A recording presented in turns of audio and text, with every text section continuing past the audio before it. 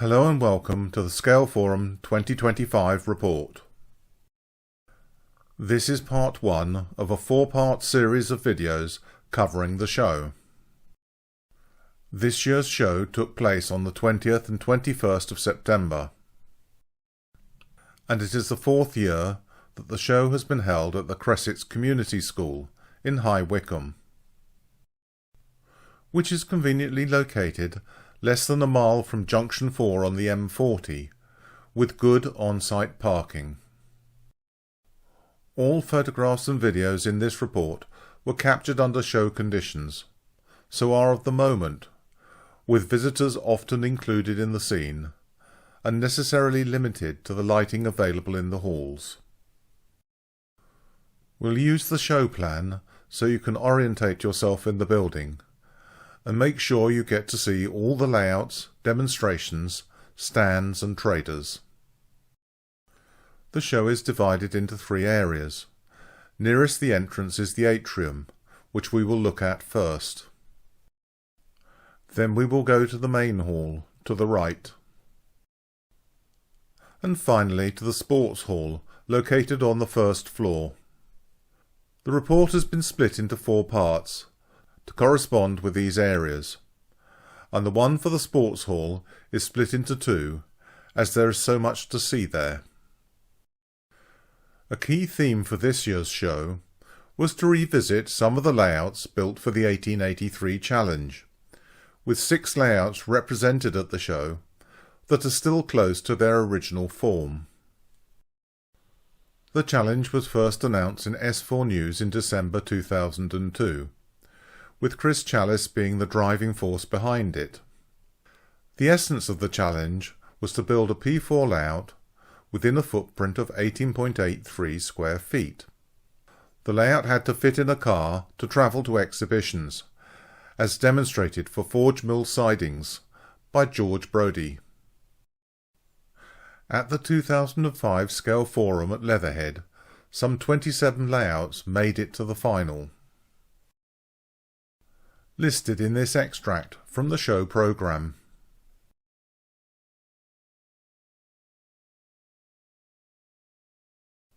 Some layouts, such as Burnt Island, were developed into much larger projects.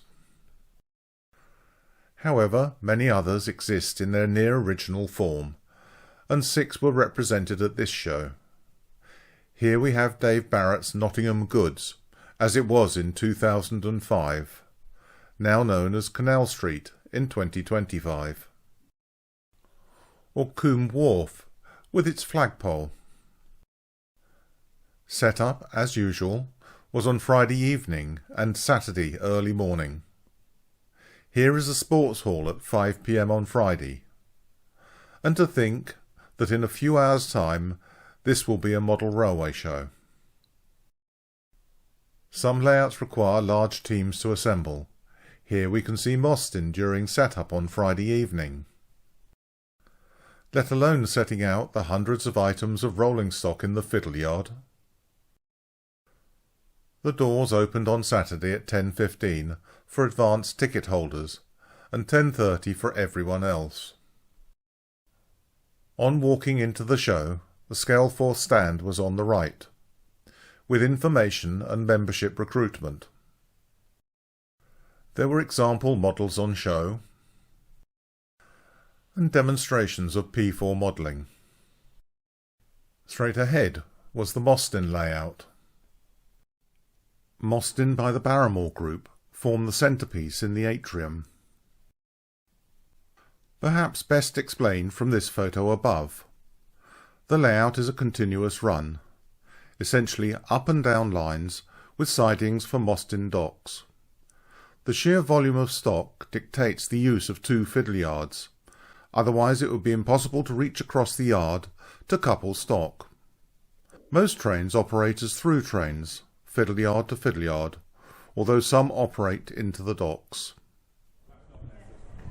Entering the show, Mostyn was placed in pole position to capture the visitor's attention.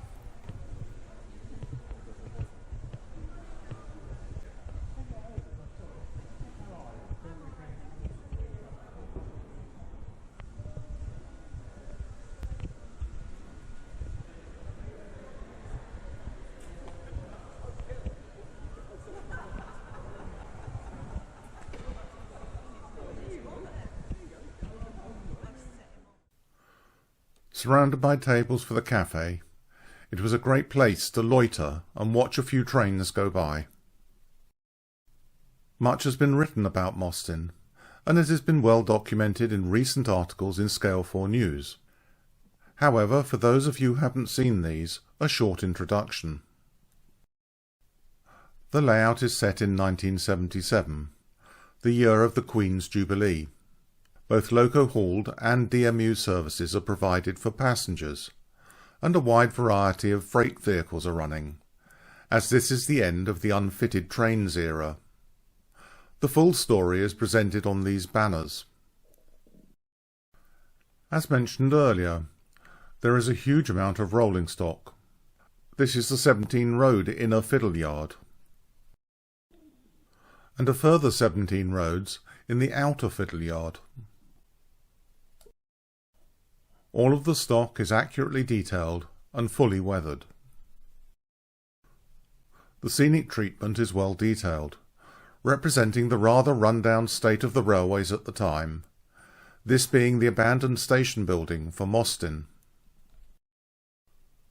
This low-level shot shows the London and North Western signal box, and the long footbridge connecting between the dock sidings and the old station.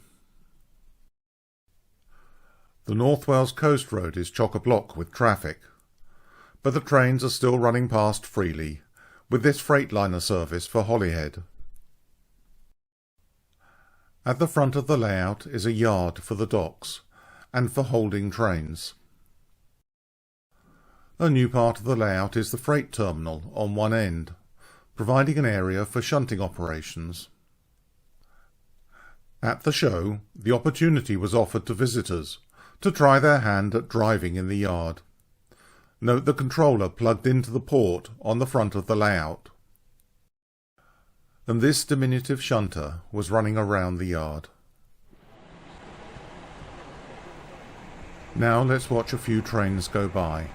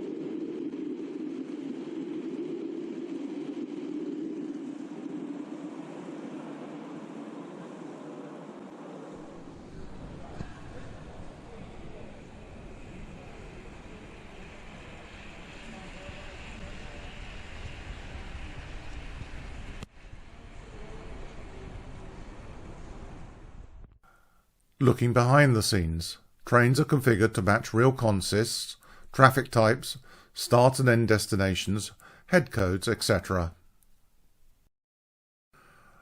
The main control panel would grace any real signal box, a serious bit of engineering. To keep track of the location of each loco and rake, a system of labels is used to denote their positions. To aid the fiddle-yard operators, there are two CCTV displays, looking down on the ends of the sidings, which allow operators to stop trains in exactly the right position. The monitor for one of these can be seen between the two groups of fiddle-yard sidings. With so many items of rolling stock, there is always maintenance work required to keep the show on the road. The key takeaways are that you rarely see a layout which runs full-length trains, properly configured, correct rolling stock, running reliably, all in P4. A remarkable achievement by this dedicated team. We now come to a group of 3 demonstration stands. On the diorama's demonstration stand, Brian McCulloch was showing a selection of his work, all with a Scottish theme, as exemplified by this whisky distillery made using card, styrene sheet and Das modelling clay for the stone block texture. The second example was this nicely observed family garage scene,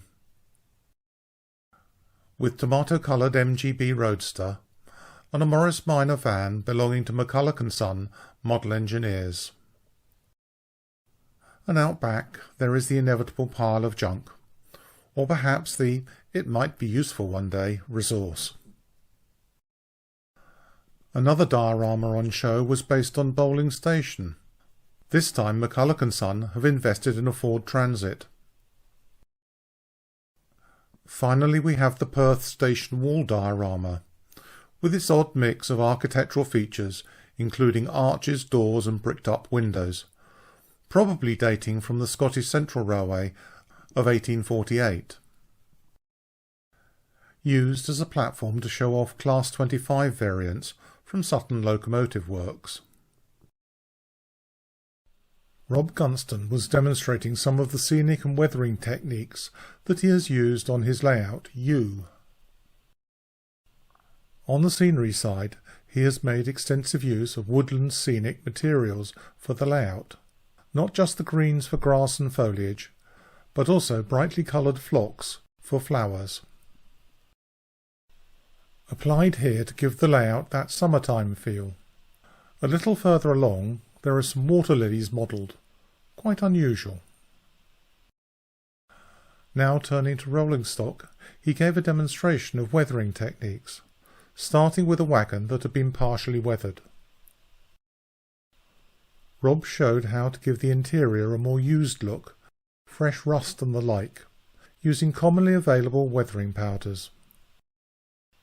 The powders are applied and blended using make-up brushes, giving the sides a rusty touch, with the corners still covered with a bit of coal dust. Once complete, the model is given a fine coat of acrylic varnish. A useful tip was to put the spray tin in warm water to avoid bloom. As an example for building weathering, these are the same kit. The one on the left more or less as supplied, the one on the right after painting and weathering, giving a very acceptable model. And here we have a few of the finished articles on the U layout. Now we come to the back scenes and scenics demonstration stand, with Neil Podbury and Paul Bambrick. Paul was busy at work demonstrating cloud painting, here just adding a light grey to the underside of each cloud to give depth. Many of the inquiries he received were related to how to get the perspective, proportions and viewing height right, and what were the trade-offs. This includes techniques such as changing an object's scale to force perspective, reducing object definition, and the introduction of a light haze to suggest distance. One tip picked up during the discussion was the use of 1mm aluminium sheet for the back scene, stiff enough to stand up on its own, flexible enough to curve round the edges of the back scene. Simply roughen the surface of the aluminium and then paint on it direct using acrylic paints. Neil Podbury was demonstrating scenics and the use of scale to suggest perspective in the model. It was interesting to see how it had been applied to the diorama on the stand, starting with 7mm scale track at the front, then through reducing scale objects to a low-relief house model at the rear, connecting to the painted scenic background with haze applied to the more distant objects such as the hills. Neil also showed examples of tree construction techniques. Here we have the stages of construction for trees, starting with fine copper wire from 12-volt battery wire, wound into trunks and branches, then coated with plaster and PVA. Sprayed with suitable greys and browns, adding general foliage using polyfibre, and then sprinkling with particles of fine turf to give the impression of leaves. Another simple demonstration was adding blossom to trees. Coat the stalk with hairspray, give it a light dusting of blossom, and hey presto, a very effective representation of a blackthorn in spring. At the far end of the atrium was Bill Hudson Transport Books, offering its wide selection of titles. Ever popular with the visitors. Catering was by Rachel's Event Catering, offering their usual excellent cakes and endless tea and coffee. And it was nice to be able to take lunch and watch some trains go by on Mostyn. Over by the stairs was Dart Castings, with their stock of 4mm scale figures, agricultural carts and equipment, and wide range of animals. New for this year, they have produced castings for driving cab ends for southern region stock. And finally in the atrium, returning after a couple of years off, we have the display case, where society members take the chance to show off the fruits of their labours. Let's have a look at a selection of what was on show.